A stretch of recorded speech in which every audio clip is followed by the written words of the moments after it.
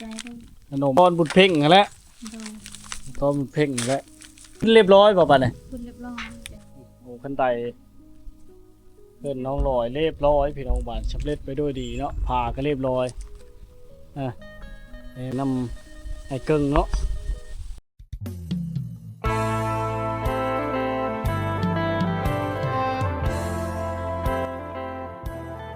ครับสบายดี FC พี่น้องพวกปลายทุกคนนะสวัสดีพี่น้องทั้งฝั่งไทยและก็ทั้งต่างประเทศนำเนาะพี่น้องวิดีโอนี้เฮาก็มาอยู่ที่เฮือนในเกิงเนาะเฮือนหลังไม้ของเราเนาะถึงเฮือนหลังเก่าอยู่ปูนจักเรามางหรือบ่มางเนาะก็บ่ฮู้เลยนะมายืนยันทางเข้าน้องลอยพี่น้องเลยเนาะหลังจากเพิ่นอยู่ดีมีแห้งเลยเนาะกำลังสร้างเฮือนหลังไม้มือก้อนยังบ่ทันแล้วเนาะนี่ก็มาเบิ่งว่าแล้วหรือยังเนาะแนมเห็นเล่าแวบๆอยู่นะทุกคนเดี๋ยวเข้ามาติดตามรับชมกันเนาะ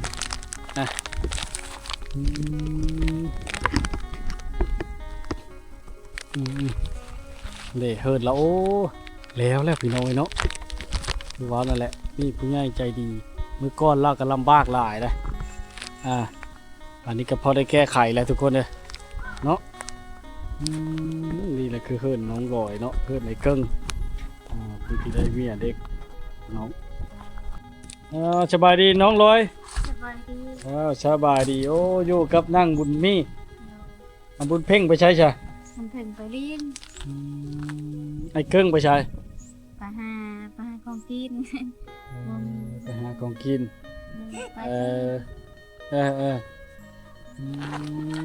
เอาขนมบ่มีอย่างบ่ให้นี่กะขับใจด้วย ขนมมาตาตอนบุญเพ่งนั่นแหละตอนบุญเพ่งนั่นแหละขนมเนาะหลานน้อยกับเมื่อบ่ท่านกินได้ที่สิ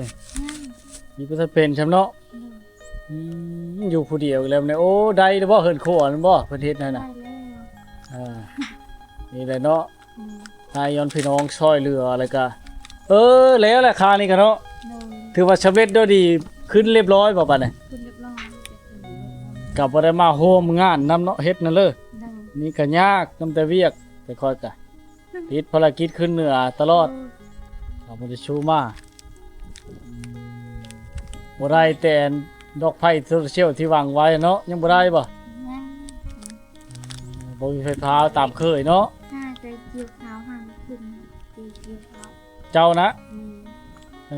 ผู้เลิศจะเอาบุญมีนี่นั่งบุญมีนี่มันเพ่งนั่งบุญเพ่งนะเราไปเชลเลอร์อะไรหลังจากมาอะไรเนาะเลยป้าอันบุญเพ่งเอาน้องก็ได้เลยเนาะเป็นแหละไก่ที่ตัวเมืองก็เลยบริเข้าเฮ็ดเลยบ่นั่งบุญเพ่งนะชุดนักเฮ็ดได้เลยยังบ่ทันได้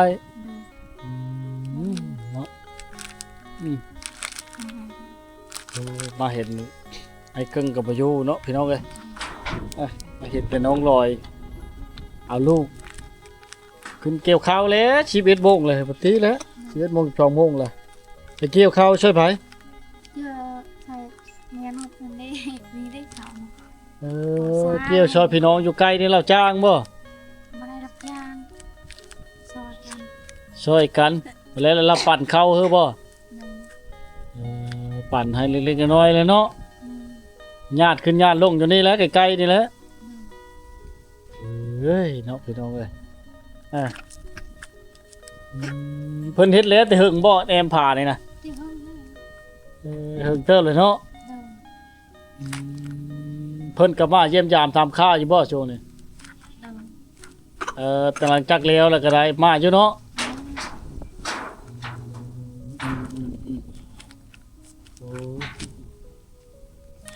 ยังไข่จะได้ตีกันนึงนี่เนาะพอได้มาแก้ไขนั่งลิ้นเย็นพอมาเรียบร้อยโอ้อันชื่อบ่ชาวไม่แดงงามๆนี่นะอะไรนะซื้อแกเช็ดรถไถมาบ่มะนาวซื้อแกละยังไข่เนาะได้ไม้แดงย่างดีนี่ก็ไม้จี๊กกับชุดยอดเลยได้ชาวเฮือนเจ้านี่น้องลอยสะดวกสบายไปหลายเติบแล้วนี่ อืมอืมอืมยากแต่พืชไผ่เนาะ อืม เขาได้เฉพาะได้กินอยู่บ่ โบราณกิน กันดีใจดำน้องลอยอยู่พี่น้องมาเยี่ยมยามทำข่าวผมบ่ได้มาอัปเดตให้พี่น้องได้มาติดตามรับชมกันโดนตัวเลยเนาะเมื่อนี้เห็นน้องบุญเพ่งเนาะเอาน้องจักไปทางใดแล้ว หลังจากแม่ขึ้นแต่เกี่ยวเข้าเลยกะ ไปลินเท่านั้น ไปเล่นแล้วไปแล้วผู้เอาน้องเนาะ อืม อืม เอา อืม เอา เพิ่นนั้นบ่ได้มาบ่ ครับ บ่าวนุ่งบ่ได้มาบ่ มา ว่านนี่มาบ่เพิ่นน่ะ วันมา เนาะห้องน้ำได้แล้วยังบ่ทันได้บ่ ยัง ยังบ่ทันได้ค่อยเฮ็ดค่อยช้างไปแล้วไอ้เกิ้งก็คือสิดุขึ้นเดี๋ยวนี้เนาะบ่ค่อยอยู่เฮิรนมาแต่ละเทื่อเนาะมีกำลังใจเลยได้พี่น้องมาช่วยเหลือคือว่าแล้วก็ดีใจนํเด้อนี่ก็มาเห็นก็โอ้ยเฮิรนแล้วบัดนี้ก็ใครแน่คือว่าแล้วบ้านเมืองก็มีการพัฒนาก้าวหน้าช่วยเหลือแบ่งปันน้ำใจเนาะเล็กน้อยๆนี่ก็บ่มีหยังมามีแต่ขนมนี่แหละมาให้หลานกะมาให้น้องบุญเพ่งแต่น้องบุญเพ่งบ่อยู่แต่น้องบุญมี กินได้บ่ กับน้องลอยเนาะโอ้หลายโตแล้วนางบุญมี เนาะ เฮ็ด ลมหนาวเลยบาดนี่แต่พุ่นแล้วได้เบิ่ง7 เดือนบ่ประมาณนั้นเนาะ ว่าคอยก็เริ่มทำอิฐแล้วเด้7 เดือน8 เดือนนี่แล้วประมาณนั้นแหละ7 เดือนจดไว้ยังบ่จื้อกับน้องลอยเป็นจะบ่พัชรานั่นก็เป็นอยู่บ่จักก็เขียนเป็นอยู่บ่ เป็น บ่เป็นคันเงินเด้ เป็นจัก เงินแล้วฮู้จักเป็น เออโอ้เนาะบ้านนี่ก็เว้าภาษาลาวถึงอยู่บ่หรือว่าบ่ได้เว้าเลย ค่ะ บ้านที่เจ้านี่ มา ย่ามบ่มีแต่ค่อยมาแล้วเว้าเนาะ ไม่ แต่เข้าใจดีแต่ค่อยเว้าเลยเนาะโอ้เพิ่นน่ะไปหารับจ้างไปหาอยู่หากินเนาะเดี๋ยวนี้เนาะไอ้เครื่องเนาะ หาป้าแต่สาว ไปกับไผน่ะ ไปผู้นี้ เราไปผู้เดียวเลย ไปหาอยู่ห้วยมันไกลบ่แหละ อยู่หัวไก่นี่โอ้ยเนาะจบตัวแต่บ่ฮ้องบ่ให้ไปจังนั่นคือ ลินกอง โอ้ยมาเห็นเกิดพี่น้องเลยน้องรออยู่ผู้เดียวตอนนี้แหละคือเฮิรนเพิ่นเนาะมื้อก่อนน่ะกะน้อยๆนึงได้พี่น้องเอ้ยเฮิรนลานี่เนาะจนซี่พุ่นแหละวันนี้ก็หลังจากมีพี่น้องมาช่วยเหลือไอ้เกิ้งก็ได้กำลังใจเนาะเฮ็ดนี่ก็โดยบ่ได้จ้างสร้างแม่นบ่เฮ็ดเฮิรนนี่ สร้าง ฮะ สร้าง จ้างคือกันบ่และไอ้เกิ้งเฮ็ดนำ เฮ็ดน้ คือว่าเฮ็ดไอ้เกิ้งเฮ็ดมาแต่เธอน่ะ ำไม่ ว่าตัวนั้นก็ล่าแล้วมีนั่นแล้วจ้างน้ำแล้วเล่าเฮ็ดน้ำแล้วมันลดราคาลงแน่เนาะเฮ้ยน้องรอยในเลิกก็ชูชนไปแล้วเฮ็ดให้ขยันขึ้นเติมเนาะมีกำลังใจเนาะมาแล้วเห็นแต่ว่าอยู่ชื่อๆแต่จริงมันบ่แม่นพี่น้องเลยเนาะเฮ็ดขมุกขมุมอยู่เฮ็ดไม่ได้ มันบ่เอื้อย อืม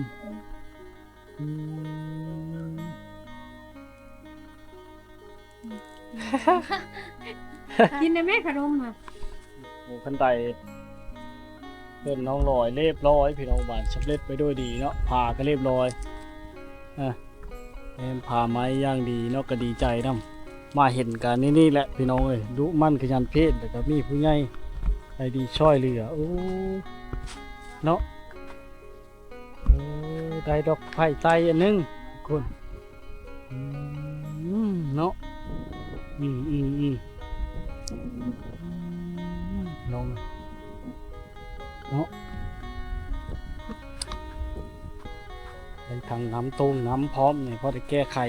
โอ้มีกองพื้นคนนะทุกคนไอ้เกิ้งแล้วหามาเลยเนาะ ป๊าดได้สูตรพักบัดนี้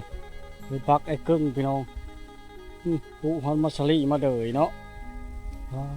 เต้นงามเลยพี่น้องเริ่มงามเลยหาก้อนน้ำมาประทันได้ปลูกอยู่เนาะมันจะได้พากันแสงอยู่เนาะเฮ็ดสูตรพักโอ้ดีพี่น้องเลยนี่ละแกนพร้อมคอยเฮ็ดคอยช่างไปเท่าไรเล็กเท่าน้อยเนาะพอได้แก้ไขในชีวิตครอบครัวแล้วพี่น้องเลยเนาะดีใจน้ำน้องลอยดีใจน้ำไอ้เกิงเนาะตักเชคุเพราะเนาะพี่น้องก็จะกินได้ป่ะหลานยังกินได้หรือเปล่าเจ้าเนี่ยขนม บ่ได้ มัน ยังไม่คงเทว โอ้เฮ็ดถึงแล้วบ่ชดพักนะคือว่างามเลย ได้หกแล้ว ตั้งแต่คอยอัปเดตแต่พุ่นแล้วก็บ่ได้มาเลยแต่คอยก็เดี๋ยวดีทุกมันขยันเพ่นขึ้นเนาะไปเฮ็ดชดพักในเกิ้งบ่หรือเจ้า ข้อ เฮ็ดน้ำกันนะที่ เห็นน้ำกันว่า นั่นแหละผู้พอได้แก้ไขได้ในชีวิตประจำวันเนาะต้องได้ใช้และพักยาฆ่าขี้หลายอย่างเนาะ เนาะ ได้ไปช่างกิน มีคนคิดบอก บ่ได้ของกินชำบ่ได้ซื้อมาตอนชานี่ก็ได้โอ้ยเนาะขึ้นมาแต่เกี่ยวข้าวกินขนมต่างเข้าไปเลยบ้าน ข้าวพัวยังไม่ได้มา แล้วยังสิมาบ่ แม่ มันได้ตกเด้อตกเตียงอะไรตกเตียงอะไร น้องเว้ย ตกเตียงอะไรไป